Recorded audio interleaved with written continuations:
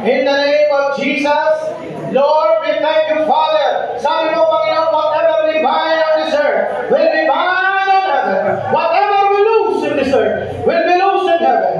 You said in your word when you pray, our Father in heaven, hallowed be your name. Your kingdom come. Your will be done on earth as it is in heaven. Kapatid, kung narito ka ngayon at may karamdaman ka, ngayon pa lang magaling ka na. Ayon sa iyong karamdaman. Kung narito ka may problema ka, ngayon pa lang makakalaya ka na.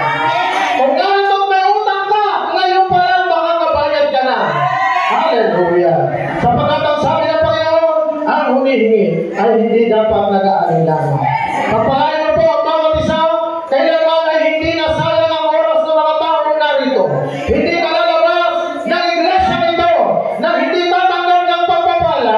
Spiritual blessing, material blessing will come. I speak blessing after blessing, miracle after miracle, because the favor of God is with you.